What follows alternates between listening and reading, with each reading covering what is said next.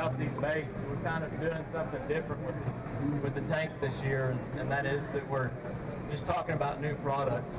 Right on. Which would be great for, you know, what you're wanting to film. What this bait is that makes this bait a lot different than any other crappie bait that's ever been on the market is a couple of things. One is the jig head. It's got a really unique coating. We've got a booth down there where we can demo it. This booth right here is selling these, but anybody who's ever crappie fished before in their life has had those fish that just absolutely hammer the bait, and you set the hook and they're not there. Okay, what that is, that fish grabbed a hold of that bait and realized it was something that it didn't want and spit it back out.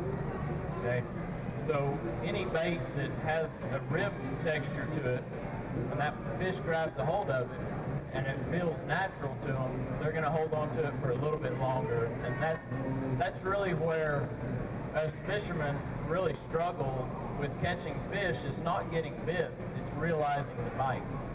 Okay, you get bit so much throughout the day, it's unreal.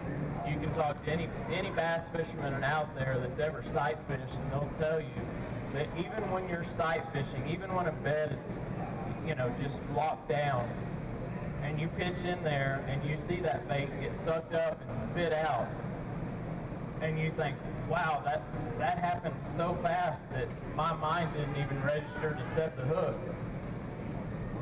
And then about 2 minutes later, it dawns on you, wow, I never even felt it at all.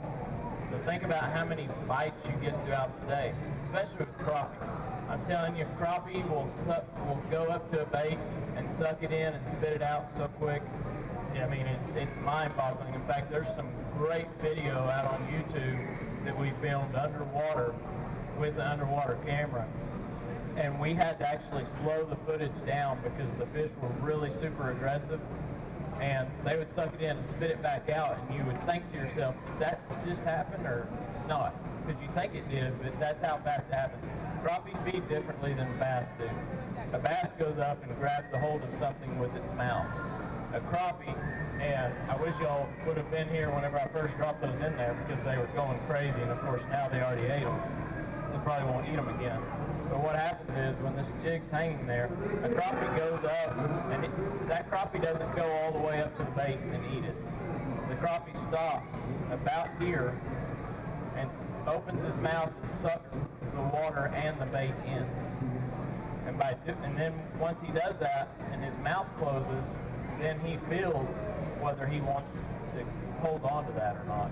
So these bigger ribbed baits displace more water. Therefore, whenever he sucks that water in, it's easier for him to suck the bait into his mouth. It's also a lot harder for them to spit a bigger bait with a bigger hook out.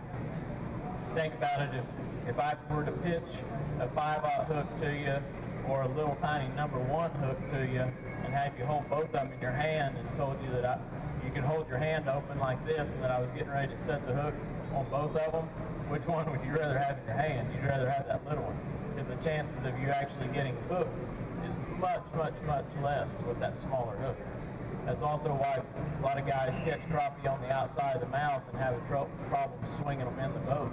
It's because they're not using a big enough hook. Okay. I encourage any of y'all that want to know anything at all about crappie fishing to stick around. At 2 o'clock, I'm going to be doing a seminar on the seminar stage. I'll have a lot more time, and I'm going to be doing a myth busting on crappie. And I'm going to be talking about all of the myths that are out there. You know, this time of the year is the perfect time of the year for all of those bizarre things that people have always believed. Like, people still to this day think that the water temperature has something to do with crappie spawning, and it has nothing to do with it. I'm going to explain that. People that talk about that crappie are scared of line size, or that crappie are scared of having gasoline on your hand, or crappie are scared of this or that, or talking about, you know, bait colors, because you have some people that'll swear that, oh, today we couldn't catch them on anything but that. Okay, you can't get any more opposite than these two. And if they're biting this, they will also bite this. Same day, same conditions. And the guy running this tank can tell you that before anybody got here, I don't know, I think y'all were walking up when those fish bit. There's 2 black crappie in there. Okay? As soon as I dropped down in there, that first fish went after this bait. Ate it instantly, which makes sense. This is a clear water bait. He ate it. Well, the other one that's right next to him, I thought, well, maybe he'll fight it. I think you were filming it when that other one ate this. Yeah, I was filming whenever that one happened. I'm sitting there with this one in his face, which is the one he should eat. And in this super clear water, he raised up an entire 1.5 feet to come and eat this one. Okay, you can't get any more opposite. If a crappie sees it and it's something that you're presenting correctly, he's going to eat it. Okay, crappie cannot see color, and I'm going to be talking about that down there in the seminar. But I appreciate y'all. Like I say, this booth right here, Josh, he carries the baits. Down here, we've got all of the baits. We've also got my signature rods down there. For anybody that is going to do any crappie fishing at all this year, I encourage you to feel this rod. The stiffer the rod, the better you feel the bite. Period. The limber rod absorbs the shock. Anybody that wants to pass that around, you know, and I'm going to be talking about all this stuff, but I hear a lot of people that talk about ultralight rods and sensitive rods, and they're 1,000,000% wrong. The lighter action of the rod, the less you feel the bite.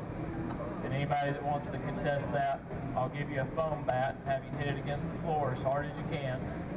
Tell me how much vibration you get out of it. And then I'll give you an aluminum bat. You can hit it against the floor, and I promise you won't do that more than once, because all of that vibration is transferred back to you.